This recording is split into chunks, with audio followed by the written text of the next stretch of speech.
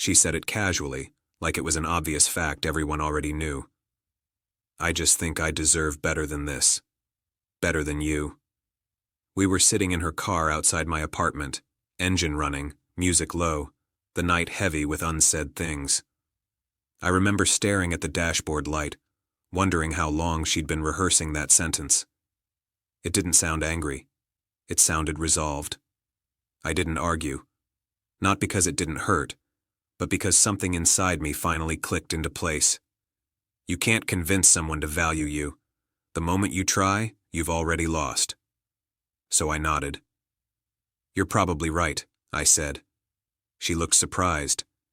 Maybe she expected begging, promises, a list of reasons why she should stay.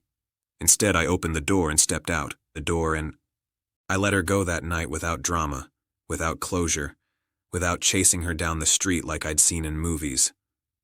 She drove off, and I stood there feeling strangely light, like something heavy had been lifted off my chest, even as my heart cracked underneath it. The months after were brutal. Mutual friends stopped calling. Social media became a minefield of smiling photos and captions about growth and standards. I heard she was dating someone more on her level. That phrase stung more than I expected. I tried not to become bitter. Some days I succeeded. Other days I barely got out of bed. But slowly, quietly, life kept moving. I moved to a smaller place closer to work. Threw myself into long hours not to impress anyone, but because it felt good to be useful. I started running in the mornings, not for fitness at first, but because exhaustion made sleep easier. Somewhere along the way, I stopped measuring my worth through someone else's approval. Years passed like that. By the time the reunion invitation arrived, her name didn't make my stomach drop anymore. It just felt like an old chapter I'd already finished reading. I almost didn't go. Reunions have a way of reopening doors you worked hard to close. But curiosity won. Not about her, about myself. I wanted to see who I'd become when the past showed up unannounced. The venue was louder than I expected. Music, laughter, clinking glasses, familiar faces softened by time. People asked the same questions everyone asks. What are you doing now? Married? Kids? Happy? I answered honestly. I'm good. And I was. Then I saw her. She looked polished, confident, surrounded by people. For a brief second our eyes met. She hesitated, then smiled like we were old friends who'd simply lost touch. I nodded politely and turned away. That should have been the end of it. Later that evening, I stepped outside for air. The noise inside was overwhelming, and the night felt cooler than I expected. I leaned against the railing, scrolling through nothing on my phone, just giving my hands something to do. That's when a man approached me. Mid-40s, well-dressed, calm presence. Not someone I recognized. "Excuse me," he said. "You're the one who dated her, a few years back." I stiffened slightly. "Yes?" He nodded slowly. "I thought so. I'm her uncle." I waited, unsure where this was going. He took a breath. "I wanted to thank you." That caught me completely off guard.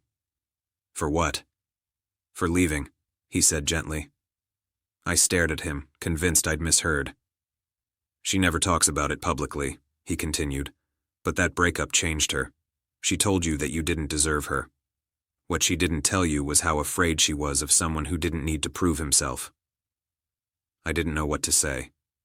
"She spent years chasing validation," he said. "Promotion to promotion, relationship to relationship, always trying to feel ahead of something. You walking away without fighting, it shook her more than she admits." I laughed quietly, not out of humor, but disbelief. "That wasn't my intention." "I know," he said. "That's why it mattered." He looked back toward the doors. "She saw you tonight. She thought you'd try to talk to her. When you didn't, she asked me if you seemed happy." I felt something loosen in my chest. Not pride, not revenge, just release. "What did you tell her?" I asked. He smiled. "That some people don't glow loudly, they just grow." We stood there in silence for a moment. Then he reached into his jacket and handed me a small folded note. "She asked me to give you this if I saw you alone," he said. "You don't have to read it." I didn't open it right away. I thanked him, and he went back inside. The note stayed in my pocket for the rest of the night. I left early, walked to my car under the dim streetlights, the city humming softly around me. Sitting behind the wheel, I finally unfolded the paper. It wasn't an apology. Not exactly. It said she was sorry for confusing ambition with worth. Sorry for thinking love was something you earned by being impressive. Sorry for not recognizing quiet strength when it stood in front of her. At the bottom, one line stood out. "I hope you never stopped believing you deserved peace." I folded the note and placed it back in my pocket. I didn't feel the urge to respond. Driving home, I realized something important. Letting her go hadn't been about proving her wrong. It had been about choosing myself when I finally understood my value didn't need witnesses. At the reunion, a stranger handed me something unexpected. Not closure, not validation, but confirmation. I wasn't left behind. I had simply walked forward sooner, and that made all the difference.